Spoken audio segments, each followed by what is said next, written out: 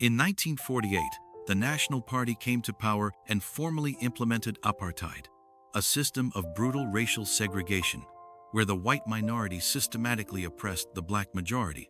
Mandela became one of the visible faces of the resistance. He participated in the civil disobedience campaign of 1952, urging thousands of South Africans to non-violently violate unjust laws. He was arrested for the first time and sentenced to a 9-month suspended prison sentence. At the same time, Mandela studied law at the University of the Witwatersrand and, in 1952, together with Tambo, founded the first black law firm in Johannesburg, Mandela and Tambo, which offered legal defense to black people persecuted by the system. But the government intensified its repression.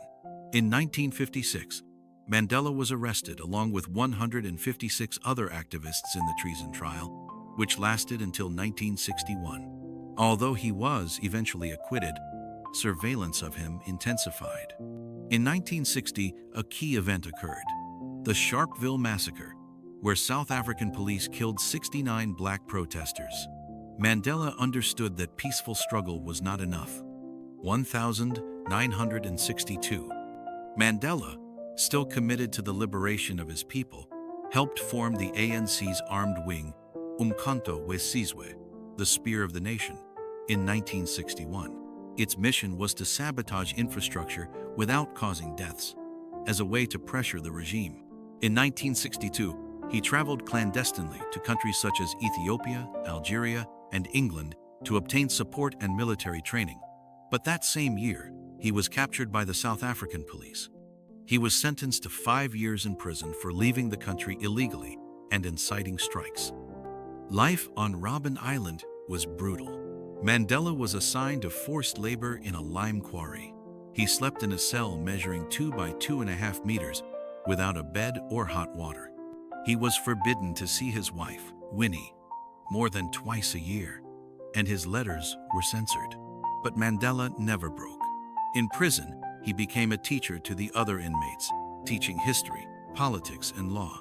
Robben Island became what he called the University of the Revolution. Over time, the jailers, even those who despised him at first, began to respect him. Through discipline, mutual respect, and moral steadfastness, Mandela slowly disarmed the hatred of those who guarded him. Outside prison, his reputation began to grow. While the government tried to erase him from the public eye, the international community began to demand his release. The world raises its voice. 1970s, 1985.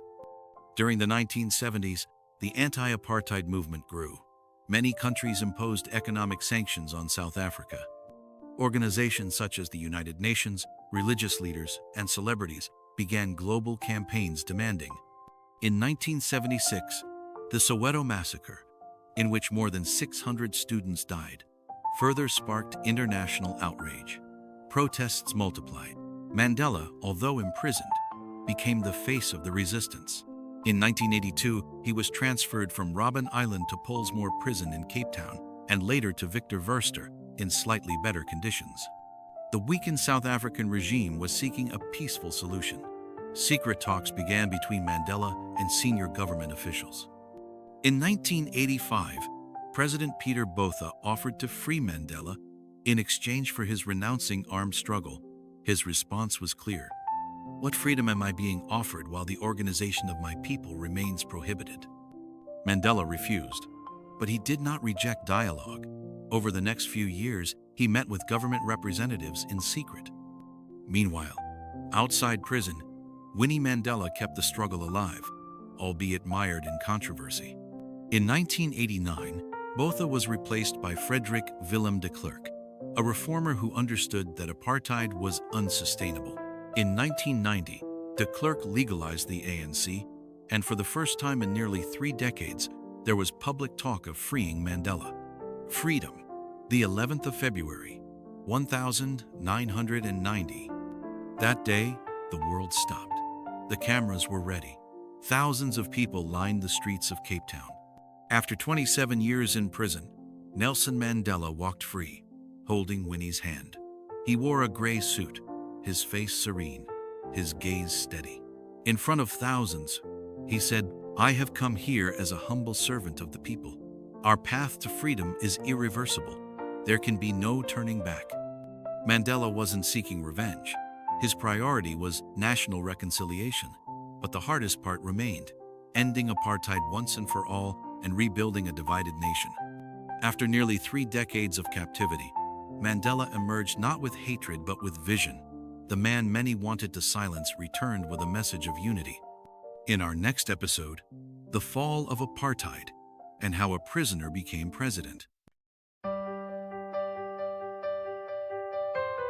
The voice of the heart broke, but in the streets of Johannesburg, a flame was born that never went out. It was Mandela with a firm step, resisting without fear. He studied law to defend the wounded and silenced people. He founded a law firm with dignity when everything seemed over. And although prison closed in on his body, his free soul did not surrender, teaching history behind bars, forging revolution. There is no turning back, the wind shouted, freedom had awakened. 27 years of captivity did not extinguish his love. Wearing a gray suit and holding his head high, he bravely went out into the world. The prisoner became president. Hatred became forgiveness. Black massacres, lawless bullets, young people fall for the truth. The world raised its voice and South Africa began to change. Sharpeville, Soweto, and the clamor broke down walls of terror. Mandela spoke from his prison cell, and the world heard his honor. From Robben Island to peace, he passed through shadows without looking back. A green shirt, the roar of rugby, a simple gesture, a freer country. And with the cup in his hand, the people wept. White and black, hatred died. There is no turning back, cried the wind. Freedom has awakened. 27 years of captivity did not extinguish his love. Wearing a gray suit and holding his head high, he bravely stepped out into the world. The prison became president. Hatred became forgiveness.